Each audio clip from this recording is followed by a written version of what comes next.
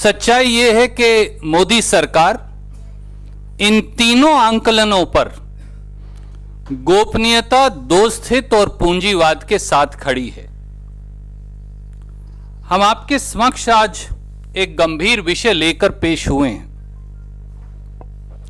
45,000 करोड़ रुपए की project 75I पनडुब्बी परियोजना की मोदी सरकार के पक्षपातपूर्ण निर्णय पूंजीपति मित्रों को फायदा पहुंचाने की कोशिश, डिफेंस प्रोक्योरमेंट प्रोसीजर 2016 का उल्लंघन और भारतीय नौसेना की एम्पावर्ड कमेटी के निर्णय को तथाकथित तौर से नजरअंदाज करने का आरोप आज मोदी सरकार पर है। शक के इन दायरों में घिरकर देश की शायद सबसे बड़ी 45,000 करोड़ की पनडुब्बी खरीद परियोजना पर ही सवालिया निशान खड़ा हो गया है। इससे पहले कि मैं तथ्यों की ओर आपका ध्यान आकर्षित करूं, प्रश्न 3 हैं। पहला और बड़े सीधे हैं, क्या मोदी सरकार 45,000 करोड़ रुपए की पनडुब्बी खरीद परियोजना में अडानी डिफेंस जॉइंट वेंचर को प्राथमिकता दे फायदा पहुंचा रही है? दूसरा सवाल, अडानी डिफेंस जॉइंट वेंचर।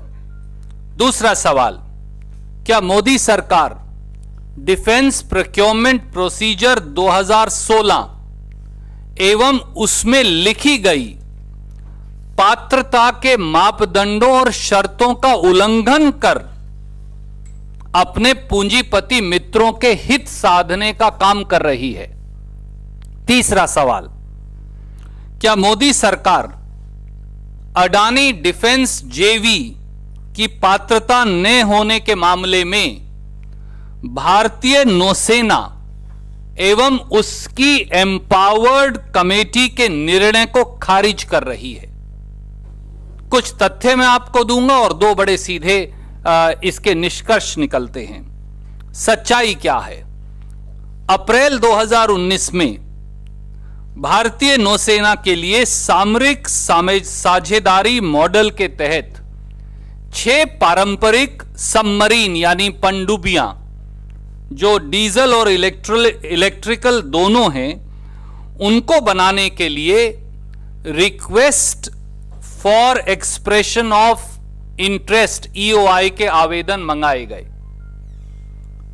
इस परियोजना की लागत 45,000 करोड़ रुपया है अनुमानित। इसके लिए भारतीय नौसेना ने एक एम्पावर्ड कमेटी का गठन हुआ, जिसके अध्यक्ष हैं नौसेना के controller of worship production and acquisition. इसके लिए 5 आवेदन आए। पहला आवेदन लार्सन एंड ट्यूब्रो, दूसरा आवेदन जो सरकारी कंपनी है माजेगांव डॉक शिप बिल्डर्स लिमिटेड, तीसरा आवेदन Reliance naval and engineering limited, चौथा आवेदन एक और जो PSU है हिंदुस्तान शिपयार्ड लिमिटेड, और 5वां आवेदन Hindustan shipyard limited plus Adani defence joint venture. Adani defence को समुद्री जहाज बनाने और पनडुब्बी बनाने का 0 अनुभव है। Adani defence has never constructed either A ship और ए सबमरीन। यह कंपनी उस अनुच्छेद के आधार पर पनडुब्बी बनाना चाहती है जिसमें यह लिखा गया है कि अगर आपने बिजली का प्लांट बनाया या चलाया हो तो आप पनडुब्बी बनाने के लिए भी योग्य हैं।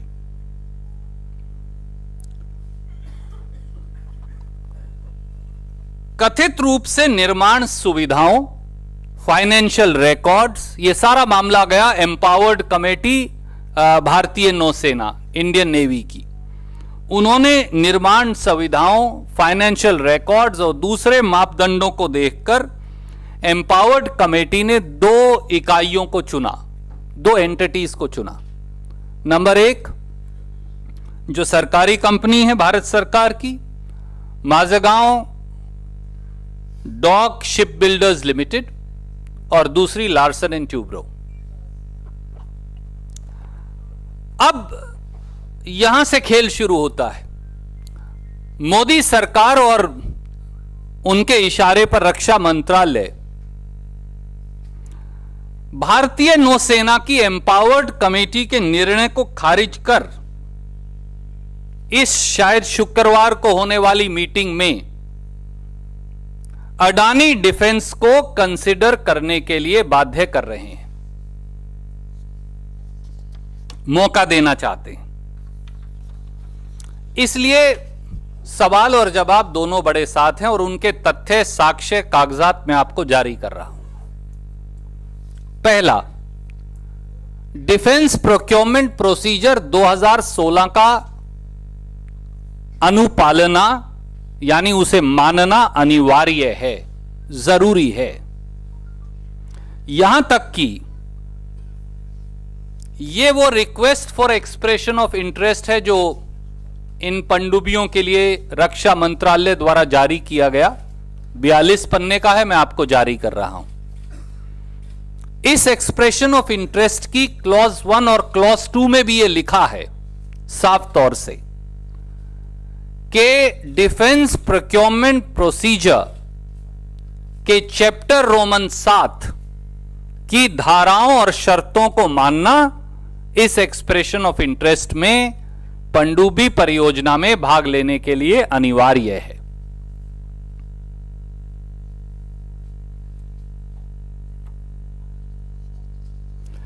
इसके साथ साथ यह है वो चैप्टर 7 डिफेंस प्रोक्योरमेंट प्रोसीजर, यह भी मैं आपको रिलीज कर रहा हूं।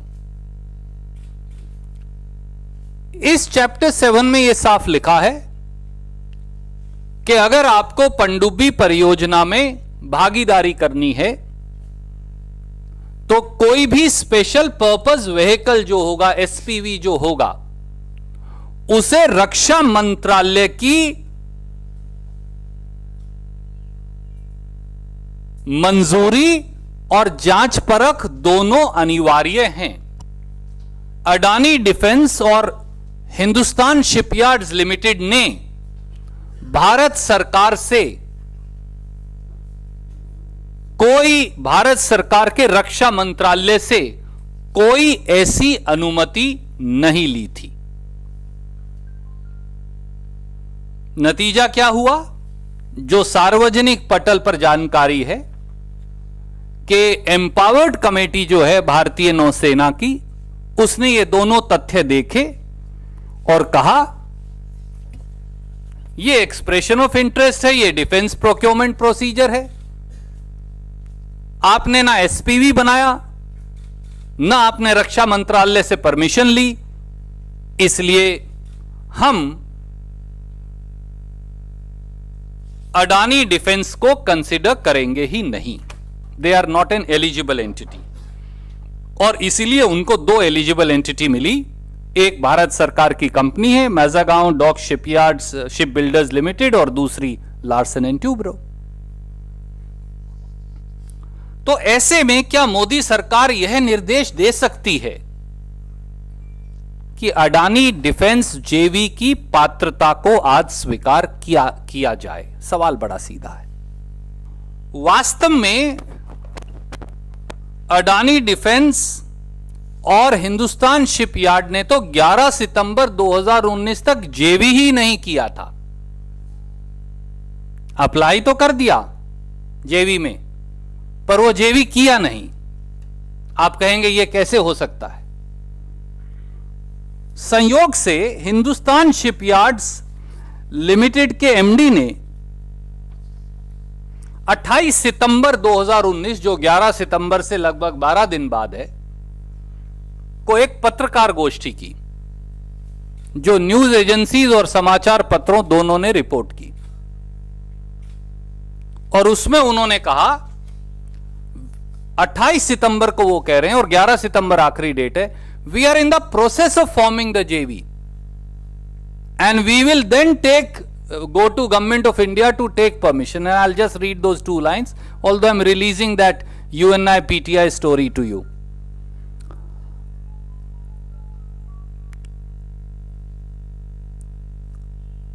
Further, the yard has also expressed its interest in construction of 6 submarines for Indian Navy under the Project 75I in collaboration with Adani Defence System and Technologies Limited. He informed. Towards this, the yard is in the process of formation of a joint venture with Adani Defence.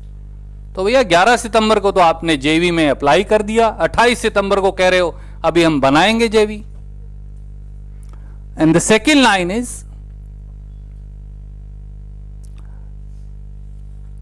With the approval of GOI NITI Aayog for SPV. तो आपने अब यह साबित हो गया कि ना जेवी था, ना एसपीवी था, और ना भारत सरकार की परमिशन थी, इसलिए एम्पावर्ड कमेटी ने खारिज कर दिया था. और तीसरा, डिफेंस प्रोक्योरमेंट प्रोसीजर 2016 में यह भी अनिवार्य है, उसका एक हिस्सा है जिसे बोलते हैं guidelines for Indian ship building entities. यह भी मैं आपको रिलीज कर रहा हूं. I am releasing this so that you don't have to keep looking for it, क्योंकि कल आज सुबह जब मैंने चेक किया तो वो एमओडी की वेबसाइट से अमेंडमेंट उतर गई है, but by then we taken a copy, so it's okay. तो ये भी मैं आपको भेज रहा हूं, ये उनकी लेटेस्ट अमेंडमेंट है. इसके मुताबिक अगर आपको 1000 करोड़ रुपए से ज्यादा का कोई शिप बिल्डिंग एक्टिविटी में पार्टिसिपेट करना है जहां वैल्यू ऑफ कॉन्ट्रैक्ट 1000 करोड़ या उससे ज्यादा है, तो आपकी क्रेडिट रेटिंग ए होनी चाहिए. सिंपल कि भैया इतना पैसा सरकार का उसके अंदर इन्वॉल्व हो जाएगा तो क्रेडिट रेटिंग तो ए हो ना. ए प्लस प्लस प्लस ना हो, ए प्लस ना हो, ए प्लस ना हो, ए तो हो. तो ये उन्होंने लिखा है कि और 3000 करोड़ से अगर अधिक है तो डेफिनेटली ए होनी चाहिए. ये कागज भी मैं आपको दे रहा हूं. परंतु न जाने क्यों ईओआई में 45 गुना ज्यादा वैल्यू, 45,000 करोड़ के ईओआई में भारत सरकार ने क्रेडिट रेटिंग BBB कर दी. ये ईओआई भी मैं आपको भेज रहा हूं. BBB कर दी, ए से घटाकर. हमने ये भी देखा, अब इस उदारता का कारण रक्षा मंत्रालय ने तो नहीं बताया. अडानी डिफेंस क्योंकि अडानी पावर के एक्सपीरियंस पे कर रही है, तो अडानी पावर की जो क्रेडिट रेटिंग उन्होंने अपनी वेबसाइट पे दिसंबर 2019 में लगाई है वो BB+ है. और अडानी पावर समूह की जो सब्सिडरी कंपनीज हैं उन सबकी रेटिंग BBB है. केवल एक अडानी पावर महाराष्ट्र को छोड़कर जिसकी ए नेगेटिव है. तो प्रधानमंत्री और रक्षा मंत्री जी को देश को यह बताना होगा कि भारत की प्रतिष्ठित पनडुब्बी खरीद परियोजना में निर्णय लेने का आधार संदेह नहीं, निष्पक्षता होगा. पूंजीपति मित्रों का कल्याण नहीं, राष्ट्र निर्माण होगा. ये कुछ सवाल हैं. शुक्रवार को यह पूरा मामला अब रक्षा मंत्रालय के पास आ जाएगा, तो इस पर निर्णय करना आवश्यक है. क्या जीरो एक्सपीरियंस इनफ है? क्या रक्षा मंत्रालय से अनुमति की कोई जरूरत नहीं? क्या ज्वाइंट वेंचर होना चाहिए? क्या स्पेशल पर्पस व्हीकल को रक्षा मंत्रालय की अनुमति चाहिए? क्या एक्सप्रेशन ऑफ इंटरेस्ट और डिफेंस प्रोक्योरमेंट प्रोसीजर के कोई मायने हैं या नहीं?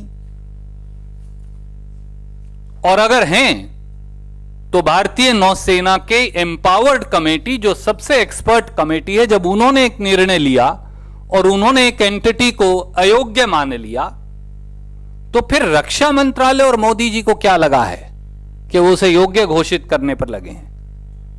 इन सब प्रश्नों का जवाब प्रधानमंत्री और रक्षा मंत्री देंगे, मुझे उम्मीद है। कोई प्रश्न आप पूछना चाहें तो स्वागत है।